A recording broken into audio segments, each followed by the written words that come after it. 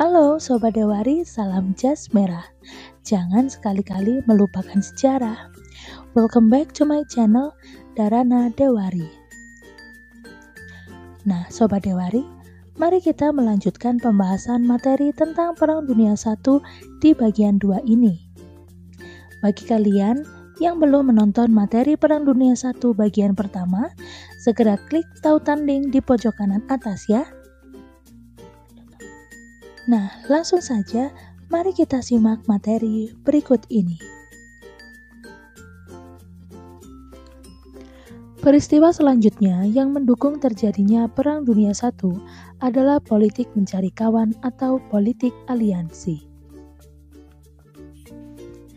Politik aliansi adalah perjanjian militer di mana pihak yang sepakat berjanji untuk melindungi dan mendukung satu sama lain, serta membantu jika salah satu pihak diserang negara lain, serta mendukung untuk merebut kembali wilayah yang telah diambil lawan. Politik aliansi ini bertujuan untuk, pertama, menjaga kestabilan wilayah kekuasaan. Kedua, membebaskan wilayahnya dari pendudukan bangsa imperialis. Yang ketiga, mendapatkan kembali wilayah yang telah direbut oleh negara lain. Politik aliansi mulai terbentuk pada tahun 1873 sampai 1918 pada Perang Dunia I. Alur perkembangan negara-negara yang menjadi anggota aliansi akan saya gambarkan dalam beberapa diagram berikut. Yang pertama, tahun 1873 terbentuk aliansi pertama antara Jerman, Austria-Hungaria, dan Rusia. Namun, pada tahun 1878, Rusia mengundurkan diri dari aliansi karena tidak setuju dengan kebijakan Jerman dan Austria-Hungaria di wilayah Balkan. Akhirnya, mereka membentuk aliansi dua yang hanya beranggotakan Jerman dan Austria-Hungaria saja.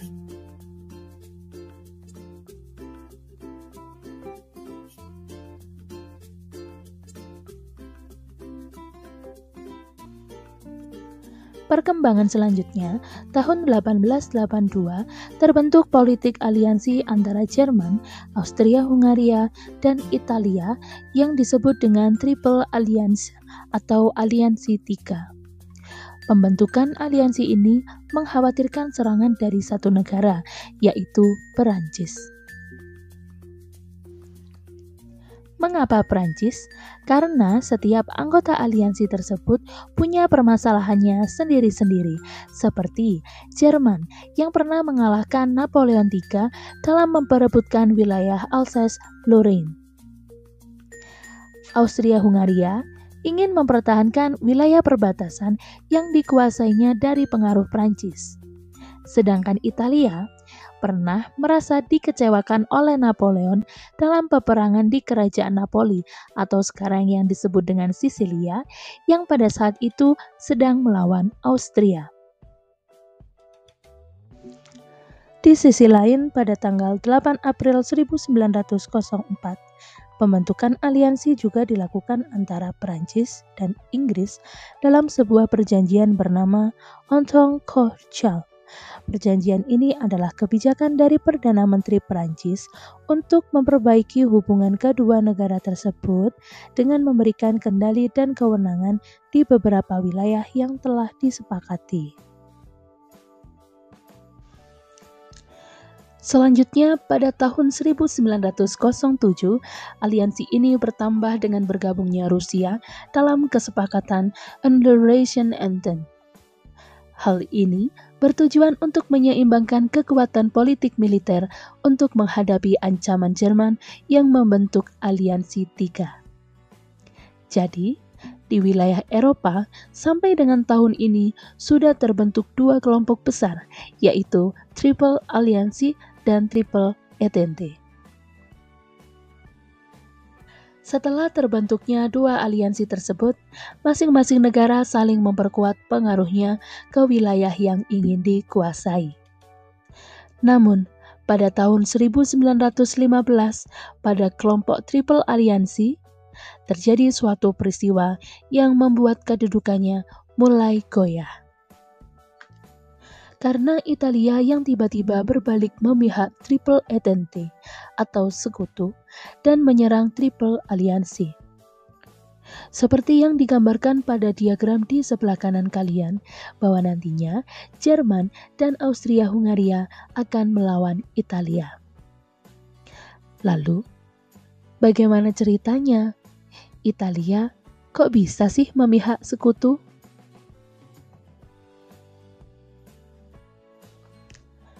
Italia memihak sekutu dengan beberapa alasan. Yang pertama, Italia dan Austria-Hungaria mempunyai kepentingan yang sama dalam menguasai semenanjung Balkan dan Laut Adriatik. Yang kedua, pada tahun 1913, konflik antara Austria dan Serbia semakin memanas. Italia sudah pernah mengingatkan Austria jangan sampai menyerang Serbia yang saat itu didukung oleh Rusia. Sesuai dengan perjanjian sebelumnya, bahwa Italia hanya akan membantu kalau Austria yang diserang oleh negara lain. Konflik ini semakin memuncak pada tahun 1914 setelah dibunuhnya putra mahkota Franz Ferdinand oleh Serbia. Saat perang ini berkecamuk, Italia memutuskan untuk bersikap netral. Situasi tersebut memberikan kesempatan bagi pihak sekutu untuk membujuk Italia agar bergabung dengan aliansinya, dengan memberikan jaminan penuh terhadap wilayah perbatasan yang dikuasai Austria-Hungaria.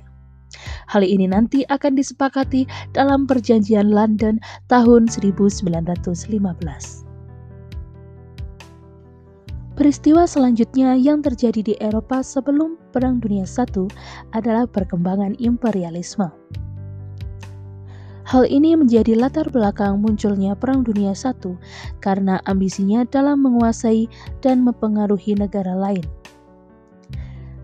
Negara imperialis di Eropa seperti Austria-Hungaria, Inggris, Prancis, Italia, Rusia, dan Jerman telah mempunyai wilayah kekuasaannya masing-masing baik di kawasan Eropa maupun Asia Afrika. Dalam mewujudkan ambisinya, negara imperialis didukung oleh kekuatan ekonomi politik yang kuat. Ekonomi politik yang kuat didukung oleh kekuatan militer yang kuat. Militer yang kuat didukung oleh teknologi persenjataan yang hebat. Hal inilah yang mendukung adanya perlombaan senjata di antara negara-negara tersebut. Perlombaan senjata yang paling menonjol adalah ambisi Jerman yang ingin menyaingi dan menjadi seperti Inggris dengan alasan yang pertama, Jerman merasa terancam karena Inggris sudah menguasai 1/4 dunia.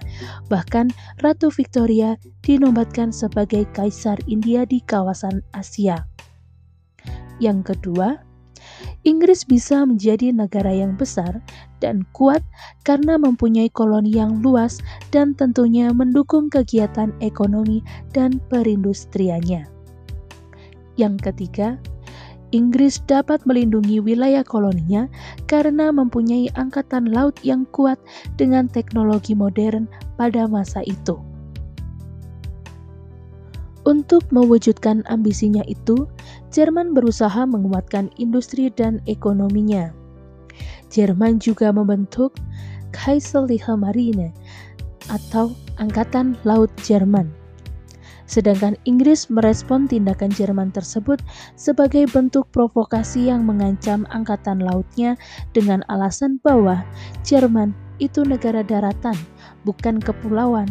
Jadi tidak masuk akal jika Jerman membentuk kekuatan angkatan laut yang besar. Sehingga pada tahun 1906 Inggris membuat kapal perang baru. Coba kalian perhatikan gambar di samping.